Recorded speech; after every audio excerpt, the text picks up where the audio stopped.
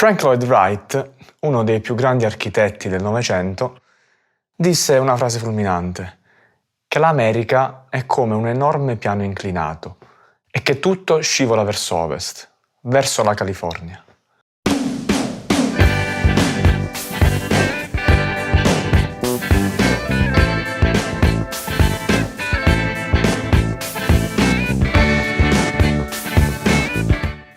È vero, sin dai tempi dei pionieri, uomini e donne hanno attraversato deserti roventi, montagne impossibili, territori difficili, tribù ostili e fuorilegge disperati. Tutto per raggiungere una terra che sembrava un miraggio, una promessa, la California.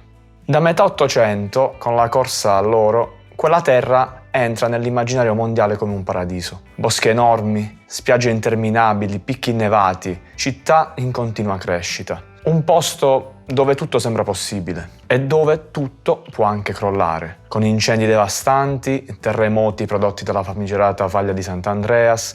Eppure chi vive lì non sembra preoccuparsi. La California è una scelta consapevole, orgogliosa, quasi spirituale. Certo, per molti Golden State vuol dire Hollywood, Disneyland, Silicon Valley, ma per chi ama la musica, la California è molto di più. È una terra promessa sonora, un luogo dove la musica non è solo intrattenimento, ma un linguaggio identitario, un modo di vivere, un modo di vedere il mondo. La musica californiana è luminosa e malinconica, ribelle e romantica, eccentrica e introspettiva. Ha saputo incarnare, in decenni di evoluzione, la varietà estrema della cultura di quella regione. E tutto inizia nei primissimi anni 60, nella fascia costiera da Los Angeles a San Diego. È qui che nasce una musica capace di raccontare perfettamente lo spirito da cartoline della West Coast. Le grandi onde dell'oceano, la vita da spiaggia, il sole perenne. Un nuovo genere strumentale prende forma, figlio del rockabilly di Link Wray e Duane Eddy, ma con un'anima totalmente diversa. Il suo padre simbolico ha un nome, Dick Dale. Dick Dale, con la sua chitarra personalizzata da Leo Fender, inventa un linguaggio. Fraseggi rapidissimi, plettrata violenta, accordature sperimentali e soprattutto un uso del riverbero che sembra l'eco dell'oceano, appunto. Il suo primo singolo, Let's Go Trippin', nel 61 esplode. I suoi concerti diventano eventi rituali. Il Rendezvous Ballroom si riempie ogni weekend all'inverosimile.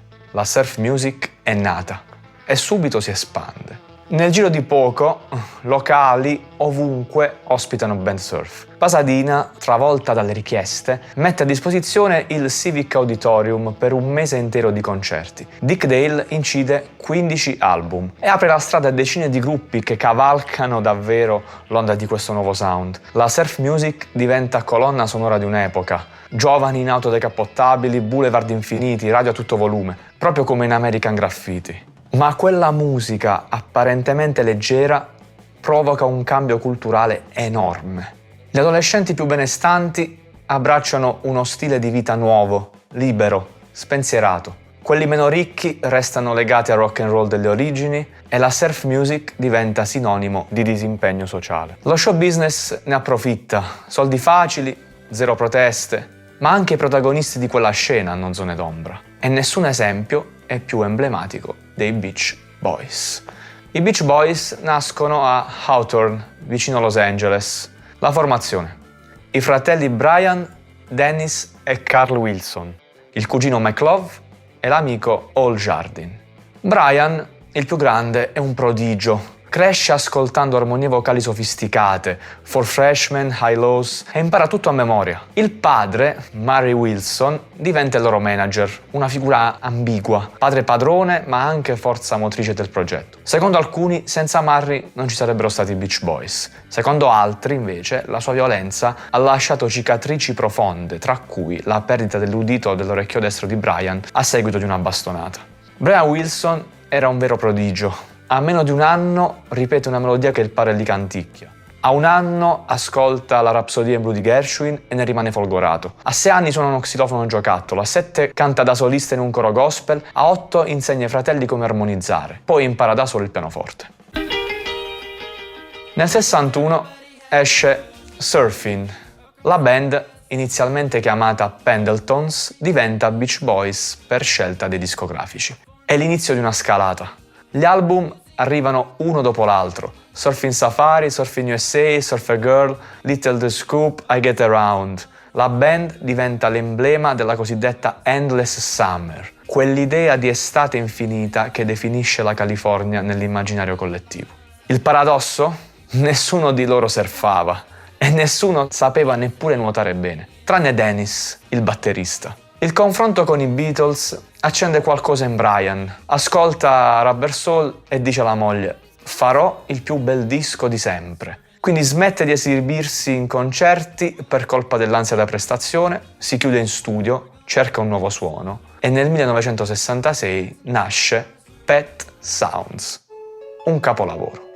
Un LP diverso, già dalla copertina, un LP pensato come un'opera unica, non una raccolta di canzoni, il primo vero long playing della storia. Introspettivo, dolce, malinconico, avanguardistico. La copertina, come dicevo, è iconica. A differenza delle precedenti, i Beach Boys non sono su una spiaggia, non sono in costume, ma sono allo zoo di San Diego, circondati da caprette, un'immagine infantile ma profondissima. L'album non vende però quanto sperato, ma entra in top 10. I critici lo celebrano e Paul McCartney regala Pet Sound ai suoi figli come iniziazione alla buona musica. Vabbè, poi arrivano Revolver e Sgt. Pepper.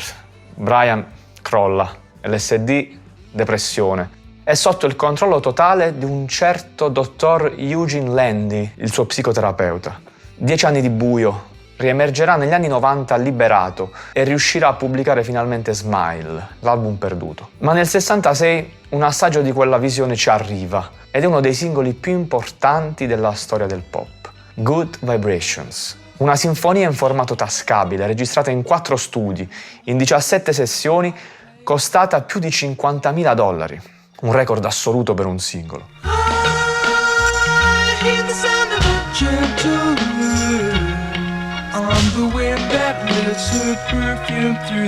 La madre di Wilson diceva che i cani abbaiano quando percepiscono brutte vibrazioni. Brian trasforma quella suggestione in pura arte. Un brano originariamente pensato per Pet Sounds, poi pubblicato come singolo e infine considerato da Brian una parte essenziale del progetto Smile, un'opera che, nelle sue intenzioni, doveva essere consegnata direttamente nelle mani di Dio.